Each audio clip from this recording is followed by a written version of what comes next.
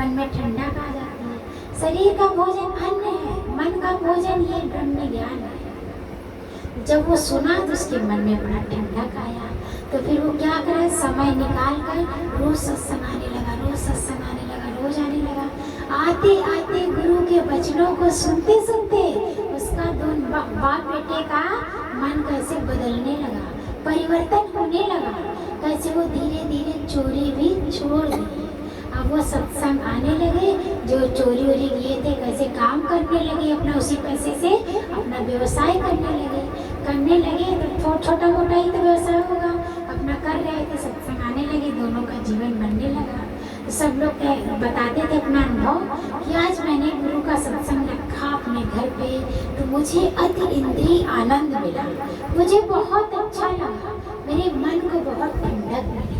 जिस घर में गुरु का ज्ञान चलता है, सत्संग चलता है, भक्ति होती है, वो घर मंदिर बन जाता है। वहाँ रिद्धियाँ सिद्धियाँ हाथ जोड़कर खड़ी रहती है और कहती बोलो मेरी आका क्या करना है। जैसे वो जिंद कहता नहीं, बोलो मेरे आका क्या करना है, उसी तरह रिद्धियाँ सिद्धियाँ हाथ जोड़कर खड़ी रहती है। कितना भी बीमारी, कितनी भी परेशानी, कितनी भी दिक्कतें आती हैं और धीरे धीरे हटती चली जाती हैं। वो घर क्या होता है, स्वर्ग बन जाता है। जो लोग रहते हैं कितना अच्छा स्वभाव संस्कार हो जाता है। तब वो ये सुनता था तो उसके बाप बेटे के अंदर में जिज्ञासा जागी कि हम भी सत्संग करवाएं, मेरा भी बहुत मन करता है। कहे इतना मेरे पास पूंजी नहीं है, बाप बेटे बोल रहे हैं इतना अपने पास पूंजी नहीं है कि हम साथ संगत की सेवा कर सके, क्योंकि जब साथ संगत आता है ना तो उसमें कोई गिनती नहीं रहती, अनगिनत लोग आते हैं।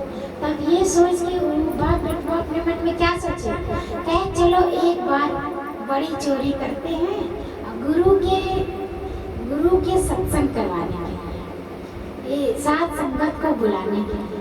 अब क्या किए, वो बाप बेटे गए, बहुत बड़ा राजा था, उसके घर घुस गए। जब चोरी किए, सब सामान बांध लिए, सब चीज। रात को ठीक 2:30 बजे वो जो सेठ था उसकी नींद खुल गई। उसने देखा तो कहा अब पिता तो बांध कर वो जो रहता है दीवार वो ढक चुका था, अब बेटा के लिए नहीं दिया था। अब वो चोर लोग तो अपना साधन लिए रहते, तलवार तीर कमान सब लेकर ही चलते हैं, तब वो लिए थे। तब जब वो जग गया सेठ, अब वो ऐसे जा ही रहा था, मतलब कि डांटने वाला ही था। अब तो उसने क्या किया, सेठ ने पैर पकड़ लिया बेटे का। जब बेटे का पैर पकड़ लिया तब वो बहुत अब सोचा कि हम लोग सत्संग जाते हैं, बदनामी होगी, मेरी तो होगी प्लस गुरु जी की भी बदनामी होगी। ये सोचकर उसने क्या किया, कहा पिताजी मेरा सर कलम कर दो, क्योंकि इंसान मुख से ही तो पहचानता है। जब यही नहीं रहेगा तो शरीर को लेकर क्या करेगा, कोई जान ही नहीं पाएगा कौन सा व्यक्ति है। कहा नहीं बेटे मैं नहीं कर सकता। कहे पिताजी कर दो, मेरा सर कलम कर दो, वरना गुरु की बहुत भारी बदनामी हो जाएगी, कोई सत्संग नहीं जाएगा, कोई ज्ञान सुनने नहीं जाएगा। अब पिता ने क्या किया, सोचो एक पिता पर क्या बीती होगी। उसने तलवार निकाला, उसका गर्दन कलम कर दिया। जब गर्दन कलम कर दिया, वो पकड़ कर पैर लटका था सेठ, तो धड़ नीचे गिर गया। जब धड़ नीचे गिर गया तो क्या वो पहचान पाएगा, नहीं पहचान पाया। और उसको पूरा विश्वास था कि हम गुरु के शरण में हमारा बाल बांका नहीं हो सकता, क्योंकि उसने वाणी सुना था तेरा कुछ न बिगड़ेगा, सतगुरु शरण आने के बाद हर खुशी मिल जाएगी, चरणों में झुक जाने के बाद। वो क्या किया, वो पिता क्या किया, पिता गया उस बच्चे का सर अपने घर पे रखा। अब वो बाहर आके ताक में था कि सेठ धड़ को फेंके।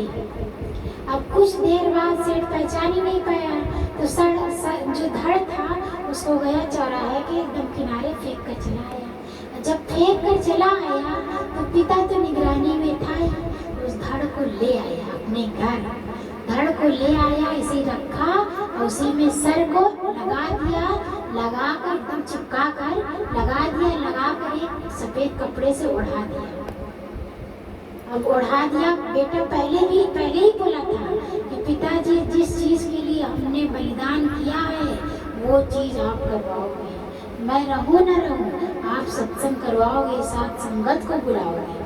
अब वो पिता कैसे सत्संग रखा, दूसरे तीसरे दिन सत्संग रखा, साथ संगत सब आए और सब बढ़िया अच्छे से भंडारा चला, अच्छे से गुरु का ज्ञान चला, सब चीज चला। तो गुरु ने कहा कि मेरा अतिशय प्रिय भक्त रमेश कहाँ है? कहे गुरुजी वो बगल के कमरे में सो रहा है। अब गुरु तो जाने जाननहार है, वो तो त्रिकालदर्शी होते हैं, वो तो जानते हैं। कैसे सत्संग खत्म हुआ तो बोले कि रमेश बेटा उठ कर आओ। जब इस तरह 2 बार गुरु ने आवाज लगाई वैसे उसके अंदर जान आ गई, जान आ गई। उठकर वो बच्चा आया, गुरु के चरणों में गिर गया। माँ बेटे इतना झरझर आंसू रोने लगे।